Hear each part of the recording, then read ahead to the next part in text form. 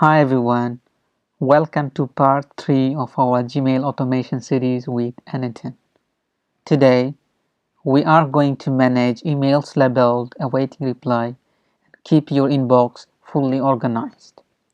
Previously, in part 1, we automated drafting emails, and in part 2, we applied an awaiting reply label to send emails awaiting for a reply. This helped you to keep track of which emails need more attention. In today's video, the workflow takes emails with the awaiting reply label and then retrieves the full thread and cleans it down to just the back and forth conversation. And then the AI checks whether the conversation is finished. If let's say the conversation is finished, then the workflow removes the awaiting reply label and adds an actioned label, meaning no further attention is needed for the actioned level email. If the conversation, let's say, isn't finished, it keeps the awaiting reply label, and this keeps your Gmail organized and makes it clear which emails need follow-up. So let's try to see visually how this workflow works. So if I go to my Gmail inbox and in sent folder, because we will be working for this sent folder in this execution.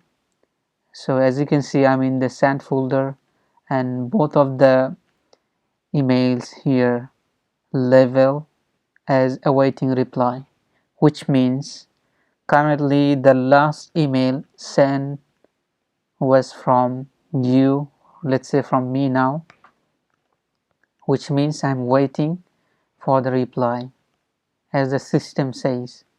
So we will now executing the workflow and see whether these two awaiting reply should be as awaiting reply or it should be changed into action. Because if let's say this conversation is finished, then this workflow should make it to action. So later on when we come into our inbox, we'll just check, okay, which one is the action. We can see, okay, now there is no action email. So if we click awaiting reply, we will see two of the messages here as awaiting reply. So instead of going here in the inbox and see which one is this, we can just simply click FYI or maybe respond, system, and so on. We can easily see which emails belong to system, which email FYI.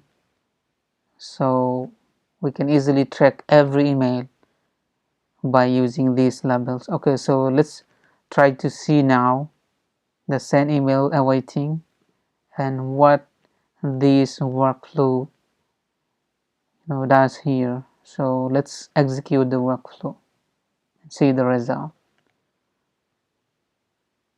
Okay.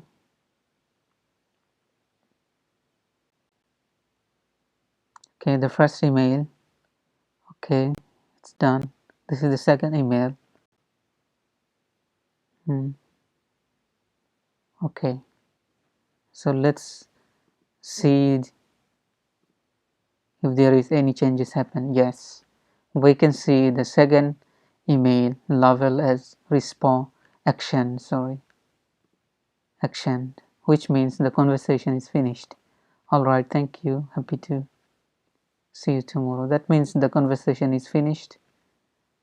So no need to take any action for this email. But this one is awaiting reply. It was like this before because it's just one single message. That means we are expecting a reply from the customers or from the client. So this agent understand the message and give the exact level that we wanted. If I give a little breakdown of this workflow, then I would say This is the one which runs once in a day. This one will only pull out the email that has the label awaiting reply. Okay, so as you can see here, the filter. And then this one get thread, because we want to analyze the previous conversation as well to see whether the conversation is finished or not. So that's why we have to get the full thread and then clean the data, because in Gmail, if you see, there's too much information here, so we cannot pass all the information to AI to decide to analyze the previous thread. So there will be too much, and the token consumption will be too much. So we clean the data. We only keep the data that needs to be sent to the agent, so that it can just only have the conversation that is important to analyze. And then AI analyze based on the prompt that we have given here. Okay, so we have given a comprehensive prompt so that it understood very well which one is the action, which one should be keep as it is, like keep awaiting reply. So here the if node checks whether the conversation is finished or not based on the agent output, and then route into branches. First is keep awaiting reply as it is. The second one is remove the previous level, which is awaiting reply, and add a new level, which is action. So that's all for the video, and I hope I will upload another video which is error handling, very important one for all the automation that we do in production level, and that will be the last video for the Gmail automation. Okay, thank you for watching this video. I hope you got some knowledge and ideas by watching the 3 videos. Okay, thank you so much.